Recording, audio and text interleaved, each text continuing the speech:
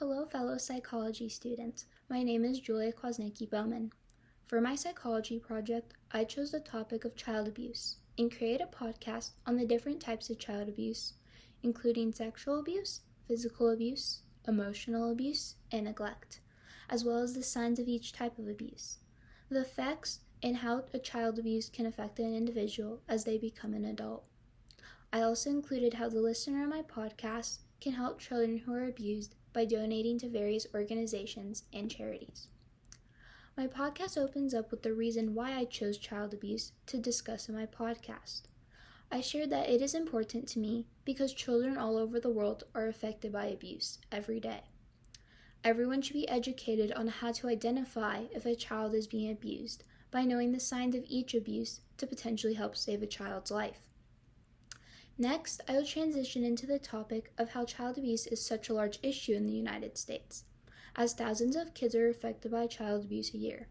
According to the Children's Bureau, which is a non-profit organization that helps children who have been abused and helps thousands of children who are at risk for abuse, states, for the FFY 2020, there are nationally 6,018,000 victims of child abuse and neglect.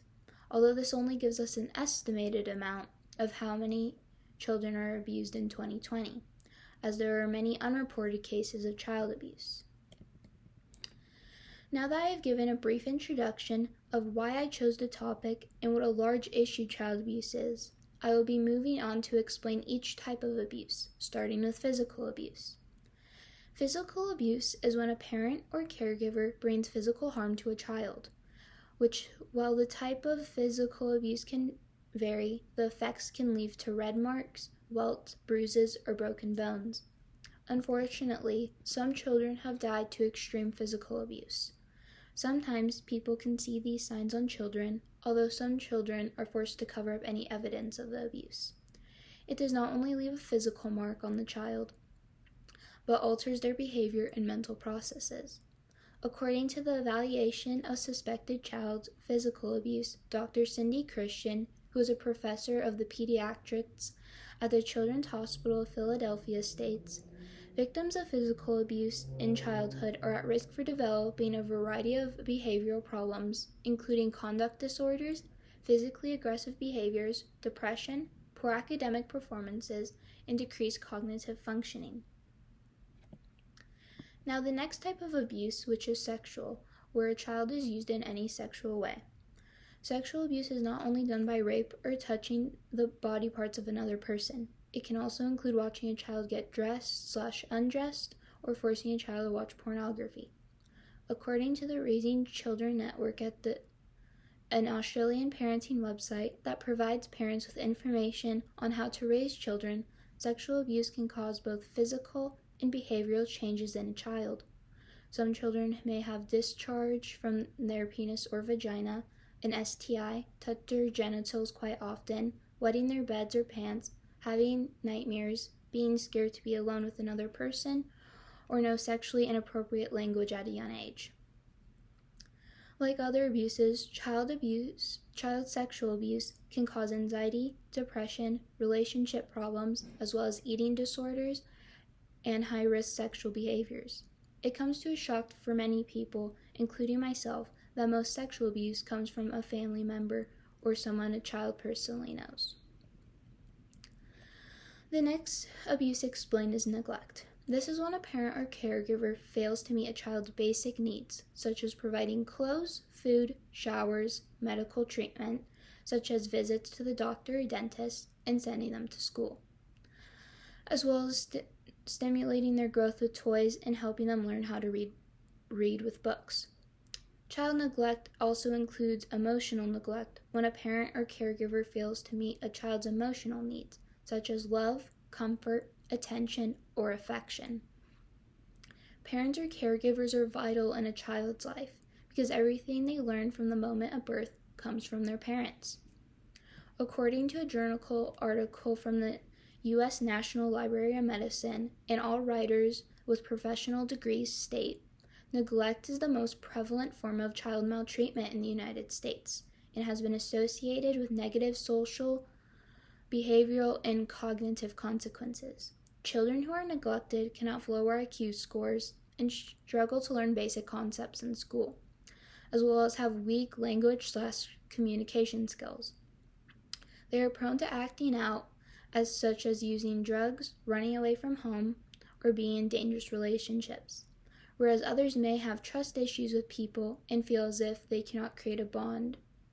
Anyone they create a bond with will abandon them. The last type of abuse explained is emotional abuse, which is when a child is emotionally mistreated by a parent or caregiver. This can occur in the form of yelling, guilt-tripping, threatening a child, isolation, making a child feel stupid for how they feel, not being emotionally present for a child, gaslighting, overprotection, humiliating, not allowing a child to have a social life, name-calling, or not showing any comfort or love. I feel most passionate about emotional abuse since it is often overlooked because there aren't any physical signs like the other types of abuse, although it can be just as severe. A psychologically abused child can tend to believe that everything that happens is their fault and can have a hard time controlling their emotions. According to the Child Crime Prevention and Safety Center, Michael Crott, who works as a criminal attorney in the Los Angeles area and handles misdemeanor and felony charges, states, children who experience chronic emotional abuse can suffer from anxiety, depression, low self-esteem, PTSD, and suicide. Childhood emotional abuse is strongly correlated with depression, anxiety disorders, attachment problems, and substance abuse. Now branching into the question, how does child abuse affect a person as they grow into an adult? There is no one specific answer to this question, as every child who is abused has a different experience, severity, and duration of the abuse that may leave a lasting impact on their life. According to the Australian Institute of Family Studies, is an agency that shares resources for parents and promote the welfare of families, states, for some adults, the effects of child abuse and neglect are chronic and debilitating. Other adults have less severe outcomes despite their histories. With this being said, there are many factors that come into play as to whether or not an individual has lasting impacts of their childhood abuse as they become an adult. A portion of children who are abused and neglected are fortunate enough to receive therapy, recovery, or be placed in a new home where the abuse is not present and they are given affection. Whereas other children who do not speak out about their abuse and deal with it until they can escape it on their own. I believe that every person is capable of recovering from their trauma. While it should have not happened in the first place, every person should be given the opportunity to overcome it. As people, we can only hope that those children who survive childhood abuse go on to live a happy adulthood. In the podcast, I explained that one individual person cannot stop child abuse from happening. Although there are many organizations and charities to donate to help. I shared these sources and discussed what they do to help abused children and their families. Thank you for listening.